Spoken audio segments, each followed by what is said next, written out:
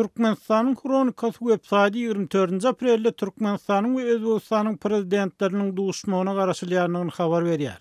Neşriň maglumatyna görä, häzir Türkmenistanyň Özbegistan bilen ara çäkleşýän Daşoğuz vilayatynda prezident Gurbanuly Berdimuhammedowyň sapara gelmegine çynlykay taýýarlyk görülýär. Şoňa meňdeş taýýarlyk işleri Özbegistanyň Türkmenistan bilen ara çäkleşýän Xarezm oblastynda hem alınıp barylýar diýip 16 aprelde çap edilen habarda aýdylýar. Emma muňa garamadan Aşgabat bilen Daşkendiň resmi metbuatyna häzirçe bu aýdylýan duşluk barada hiç bir maglumat berilmedi.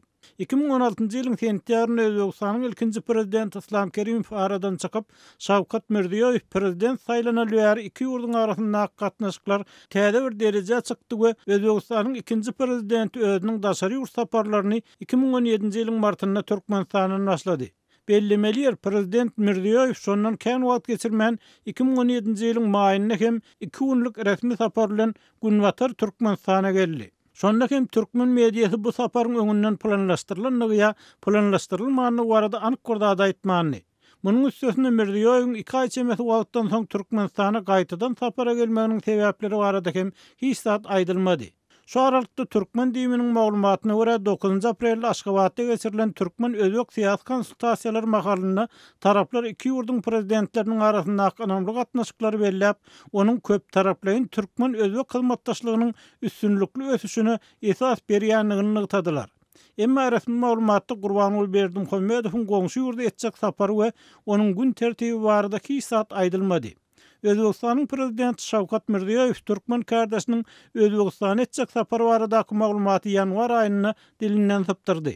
Şeýle Türkmenistanyň Daşkentdäki ilçesi Şiri Şeriýew fevral aýynda iki ýurduň liderleriniň duşçugyna işeň taýýarlyk görülýändigini aýtdy.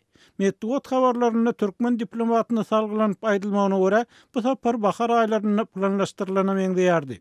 Gurbanuly Berdimuhammedow we Şawkat Mirziýow soňky gezek geçen ýylyň sentýabr aýynda duşdy. Ýöne Berdimuhammedow martyň başynda Merkezi Aziýa ýurtlarynyň liderleriniň Astanada geçirilen sammitine gatnaşman Birleşen Arab Emirliklerine sapar etdi. Şol wagtda mart aýynyň aýagyna Özbegistanyň Aşgabatda geçirilen Milli Senagat sergisinden soň Berdimuhammedow Türkmenistanyň hem Özbegistanyna şeýle sergi guramagyny buyurdy. Türkmenistanyň Kronikasy öz çeşmelerine salgylanyp, Özbegistanyň Xarezm oblastynda etnik türkmenleriň kogçun bolup oturýan Gaýbul owasynda geçen ýyl Türkmen mektebiniň, poliklinikanyň, çağalar bagynyň we bir topar ýaşaýyş ýaýynyň gurulanyny habar berýär.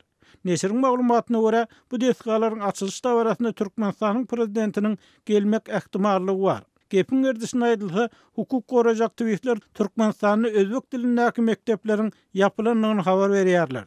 Şeýle ýagdaý Islam Kerimowyň prezidentlik eden ýyllarynda Özbegistanda hem boldy. Türkmen täzik dillerindäki mektepler ýapyldy diýip özbek jurnalistler aýdýar.